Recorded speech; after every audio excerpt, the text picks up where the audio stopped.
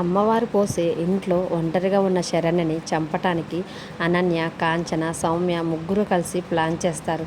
వెంటనే అనన్య ఇద్దరు రౌడీలకి ఫోన్ చేసి తొందరగా ఇంటికి వచ్చేయండి అని చెప్పటంతో ఆ ఇద్దరు రౌడీలు కూడా శరణ్య వాళ్ళ ఇంటికి వచ్చేస్తారు.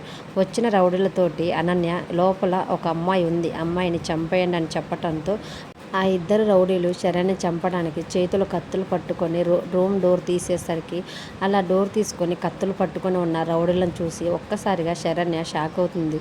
రే, ఎవర్రా మీరు, ఇక్కడికి ఎందుకు వచ్చారు అని శరణ్య ఆ రౌడీలని అడుగుతూ ఉండేసరికి అప్పుడు ఆ రౌడీలు నిన్ను చంపడానికే మేము ఇక్కడికి వచ్చామని చెప్పడంతో ఆ రౌడీల మాటలకి శరణ్య ఒక్కసారిగా షాక్ అవుతుంది.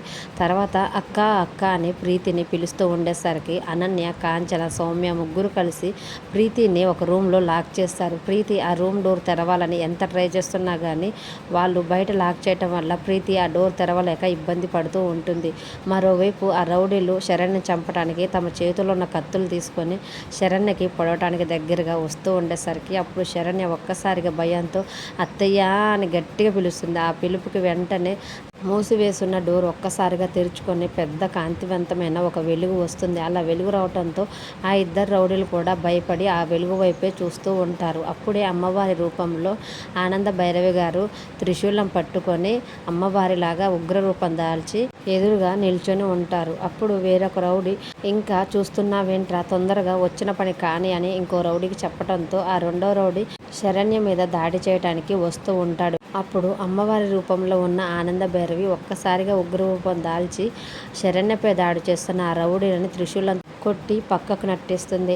మళ్ళీ ఇంకొక రౌడీ శరణ్య కడుపులో కత్తి పొడవటానికి వస్తూ ఉంటే అది చూసిన ఆనంద భైరవి గారు త్రిశూలంతో వెంటనే ఆ రౌడీ కడుపులో ఒక్కసారిగా త్రిశూలాన్ని గుచ్చుతుంది. అలా గుచ్చటంతో అతడు ఒక్కసారిగా అక్కడికక్కడే కింద పడిపోతాడు. ఆ ఇద్దరు రౌడీలను కూడా అమ్మవారి రూపంలో ఉన్న ఆనంద భైరవి కొట్టి శరణ్యని కాపాడుకుంటుంది. అలా అమ్మవారి రూపంలో వచ్చిన ఆనంద భైరవిని చూస్తూ శరణ్య చాలా సంతోషపడిపోతూ ఉంటుంది.